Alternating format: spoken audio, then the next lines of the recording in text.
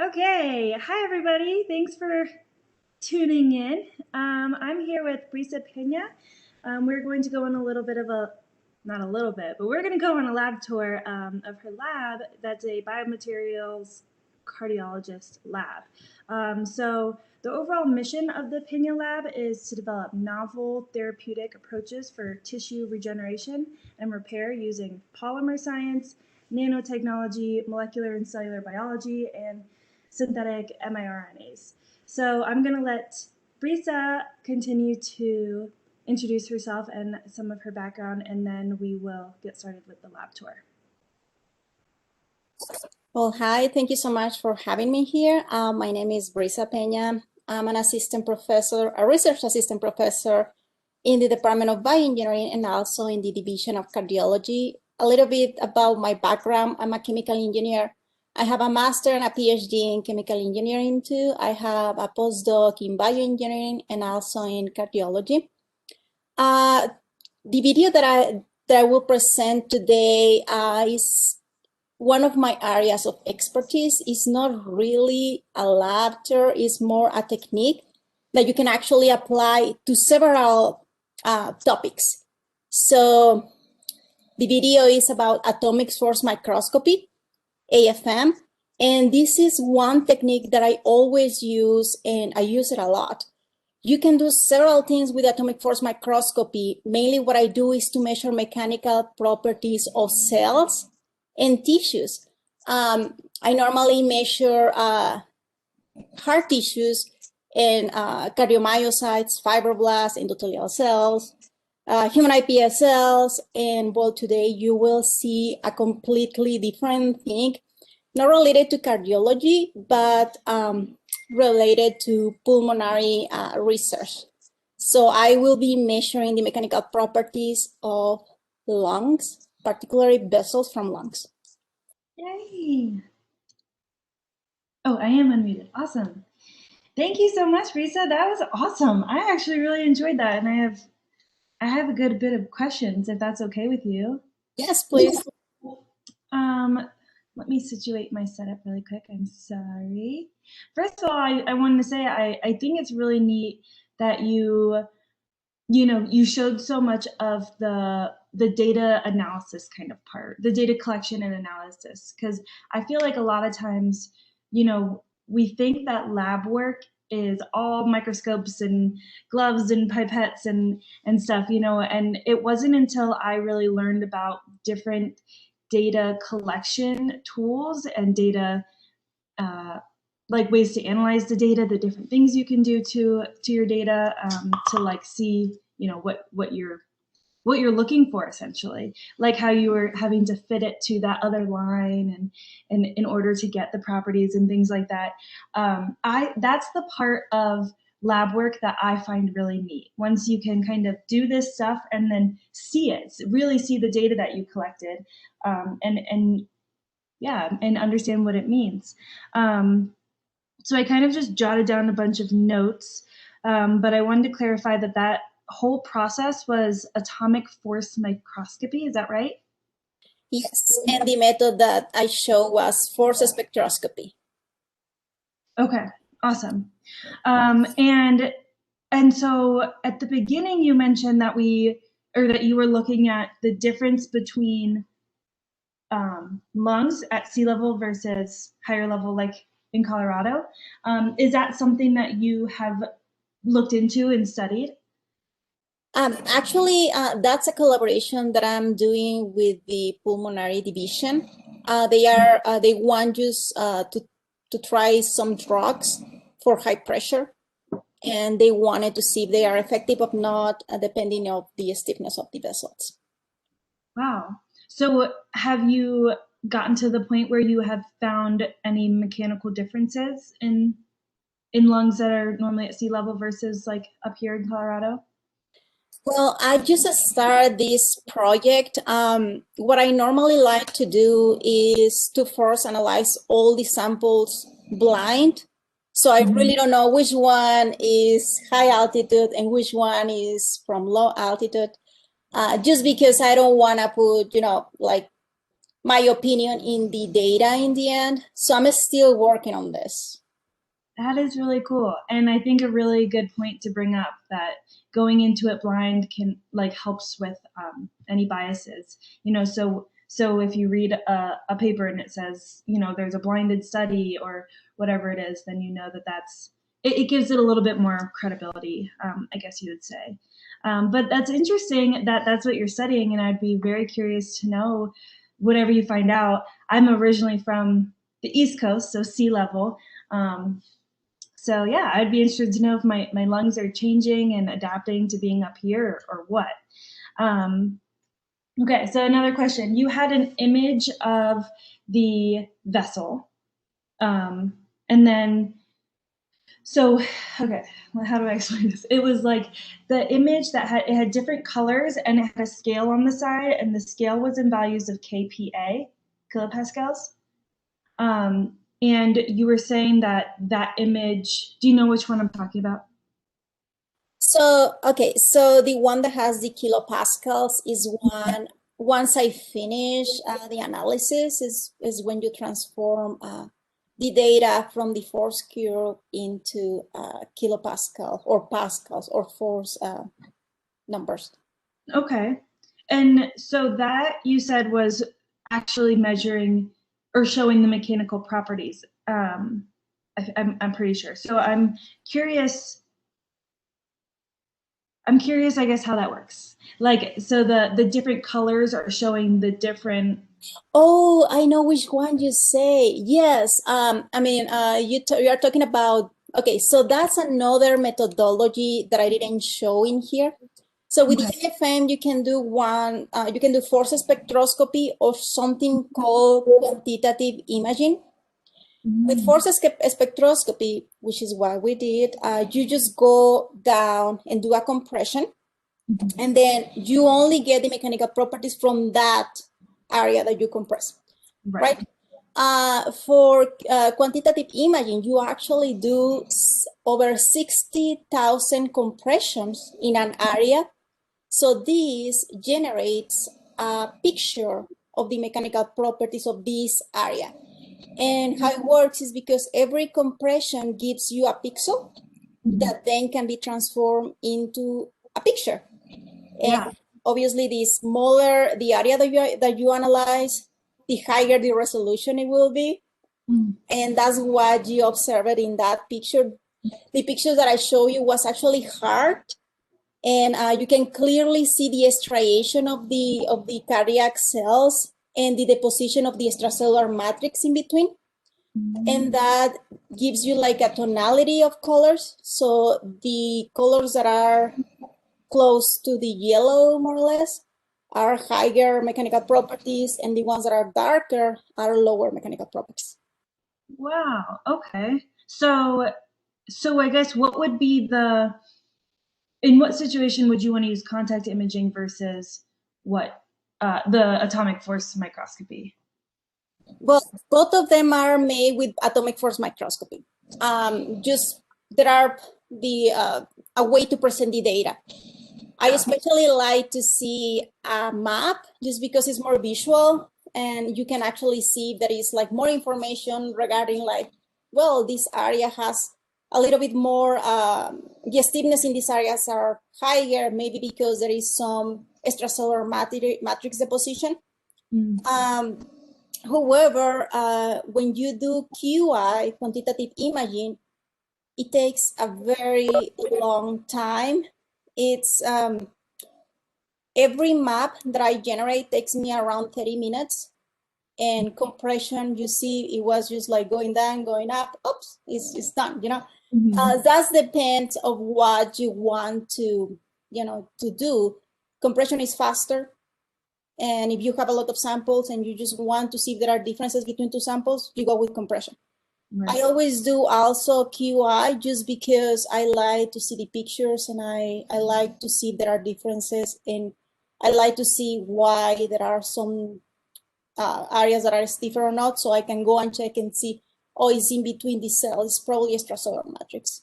But something that I would like to clarify for atomic force microscopy, those are mechanical properties at the nanoscale, which means there are really not the bulk mechanical properties. Okay? Mm-hmm. So those are just mechanical properties at the nanoscales, and they are good to compare samples, but not to say, well, this is the mechanical properties of this tissue, if that makes sense.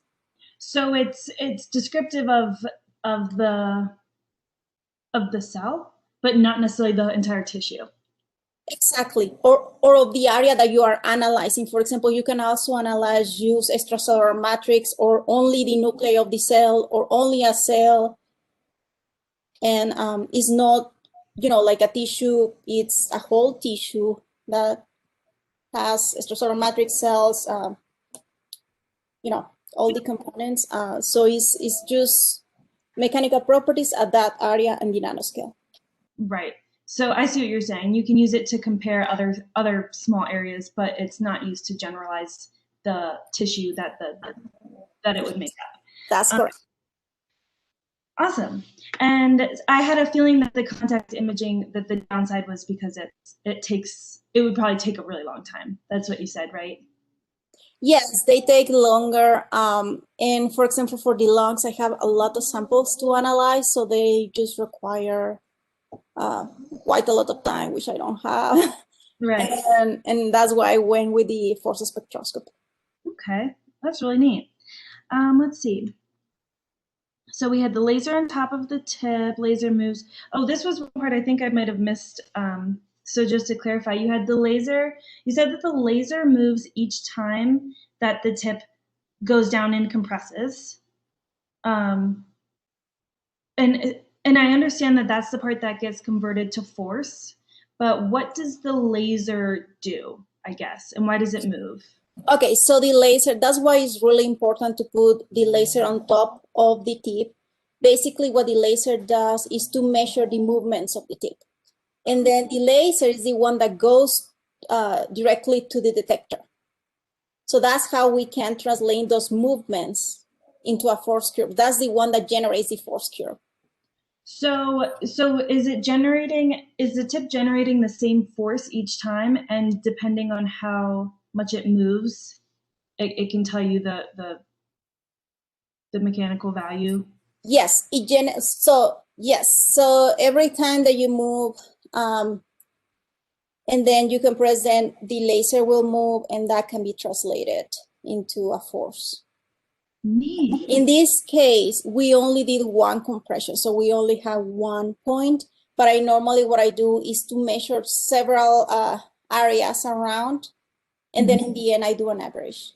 Okay. When I do force spectroscopy, as I mentioned before, when you do QI, then you will have around 60,000 data points. Yeah. Which is, and then that happens because the tip moves really fast, and then you have the laser on top of the tip, and that is kind of like a tapping, doing tapping mode, scanning the sample, and the laser is just like going up and down, going to the detector. That's why it's really important to have always the laser in this square box that I show directly into the center, because that's like a picture of how the detector looks like and how the laser actually goes into the detector. No, that actually makes a lot of sense. I remember learning about this atomic force microscopy, but it's not the same to like hear about it than to see it. So that's really cool to see it. I'm just gonna ask you a few more questions. Let me make sure. It's 11:40. I think we have until noon technically. But I won't keep you too long. Just a couple more questions. And this one is more for the audience. You said that you are measuring sensitivity when you grabbed that kind of initial downward slope. It seemed pretty linear, and it kind of like plateaus off. So could you describe kind of what you're doing there, why you're taking that set of data, and what sensitivity means in this context? Yes, actually something that I forgot to say, that was the sensitivity of the tip. All the tips, yes, I forgot, that's really important, and I forgot to say that in the video. That's okay. So that's why you need to calibrate all the tips, because not all the tips will have, those are really tiny tips. They don't make them all equally. They make them in a range. So you need to go and look for the sensitivity of that particular tip.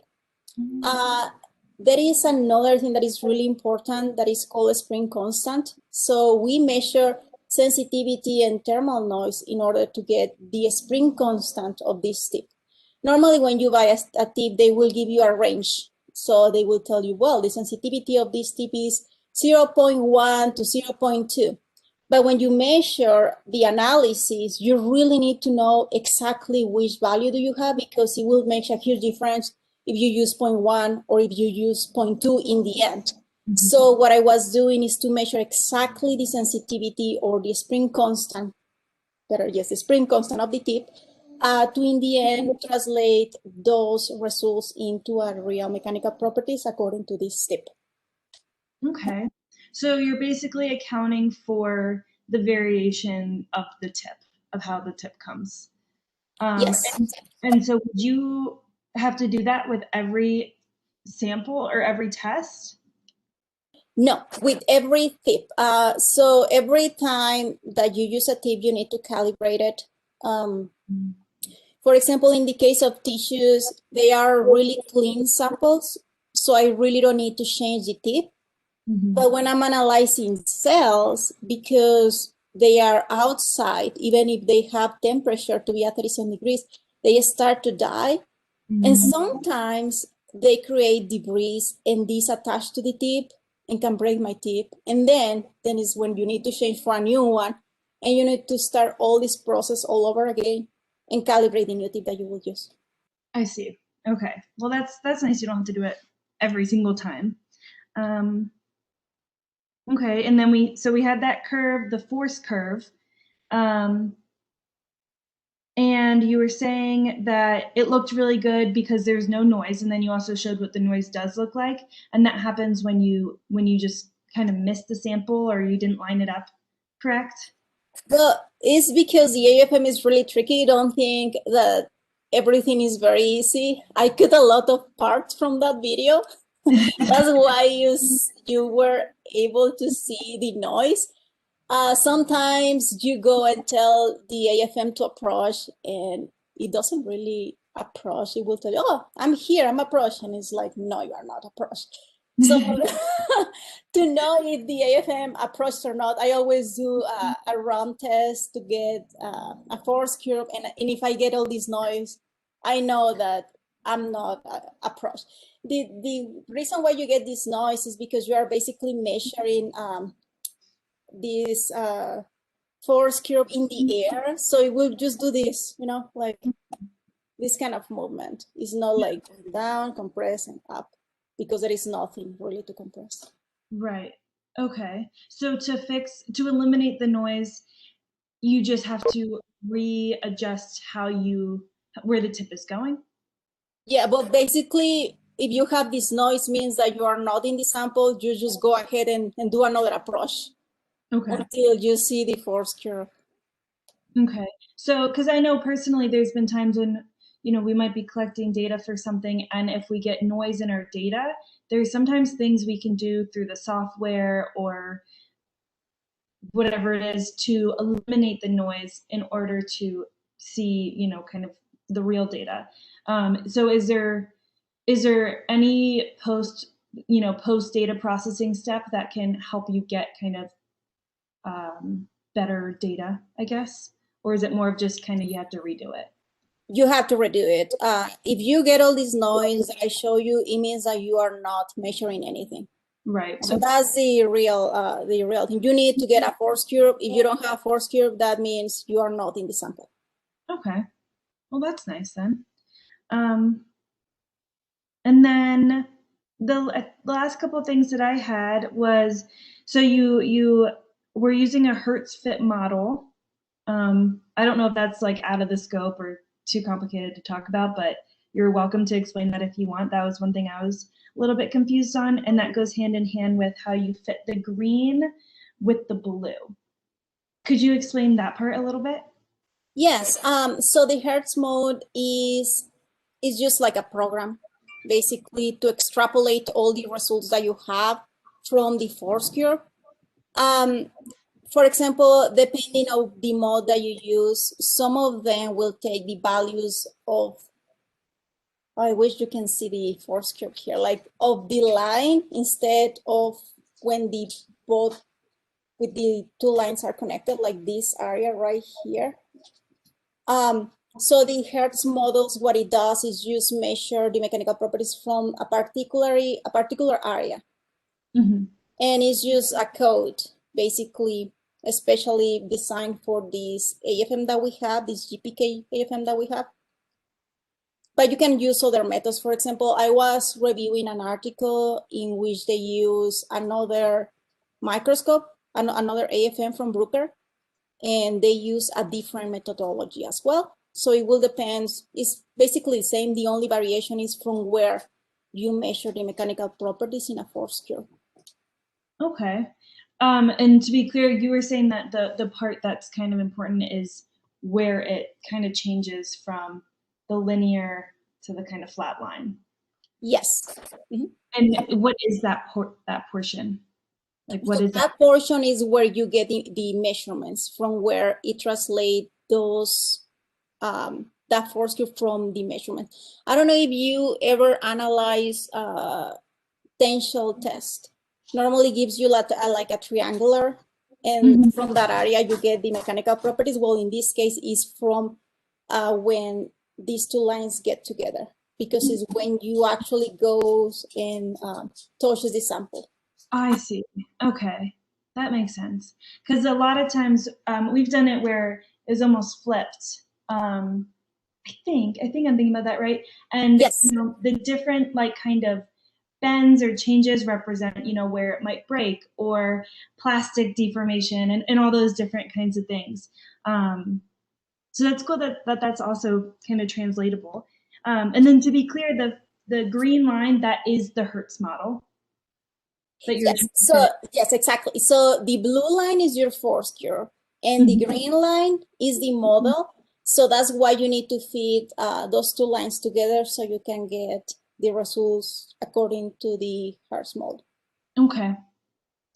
Super neat. Well, thank you so much for sharing. I really enjoyed your video and seeing how you do, you know, this really kind of crazy stuff. If you think about it, it seems, you know, I feel like sometimes it can seem like such a small piece of data, right? Like the force of this tiny little part of the tiny little thing, but it's like when you compile all that kind of data where you get real, you know, translatable research, which is really awesome.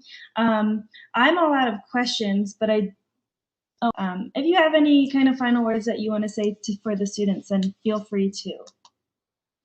Well, just to probably I have like 9 minutes, right?